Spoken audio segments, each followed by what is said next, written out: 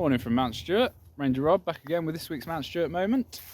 The time of filming it is a quiet Friday morning. Me and Toby just getting on with some maintenance and admin-y type tasks. I thought I'd just take the opportunity to update you on our infield trees project, something that's ongoing and will be ongoing for some years. This is an area of the domain that you guys won't see, so I thought it's a really good visual indicator of one of the main objectives of the infield trees project and why we're planting infield trees throughout the domain. So I've talked in the past about the wildlife benefit, connecting up nature, creating dead wood as old trees fail and the new trees are there to replace them.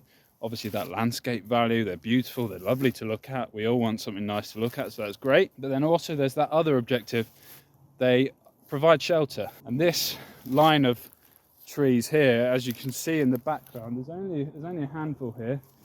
4 or 5 I think mature trees there. It's a shelter belt basically, this area here, but it's failing. There should be more trees there in order to protect what's behind it, and there should certainly be more trees growing up to replace the mature trees that will eventually fail. They will die, they will come down, and yeah, that's going to create a big wind gap for wind storm events to get through here and the damage what's behind it. And what we've got behind there, as you can see, is a big wall. It's the walled garden. So that houses some of our residents, our tenants, our lovely tenants. We want to keep them protected. There's obviously a lot of architectural interest in there, but I think most importantly to us rangers, it's also going to house our budding tree nursery, which we'll be using to grow trees, to replace and plant around in the woodland, to plant in our fields, and yeah, using that local provenance, that local stock, which is always best practice. So yeah, as you can see in the background here, a number of tree guards starting to take shape. Something we come and do is, we're quite close to the base, so it's something we come and do intermittently when we get time, when we get a chance, maybe an extra hour at the end of the day, whatever it is.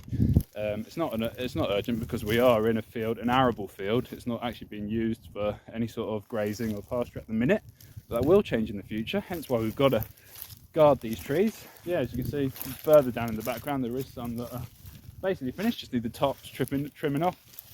Started to plant down there, so I think there's a couple of beech, there's a horse chestnut, an oak down there. So yeah, that's great. We're starting to plant the trees, get these guys replaced. As the years go on, we'll inspect them, we'll make sure the guards are still sturdy, they're doing their function, they're protecting those trees. Trees are coming on nicely, and yeah, hopefully see this shelter belt start to it'll take decades, it'll take a while, but we're long term, we're always thinking long term here. And what's behind you there, the walled garden, as I say, will be sheltered from the elements and the increase in storm events that we're seeing in response to climate change. So yeah, essential, important work, good for nature, good for the aesthetic value, and as I say, good shelter belt to protect the assets behind there. So yeah, there you go. I will keep you updated, keep you posted on the infield trees, and look forward to seeing you soon. Cheers guys.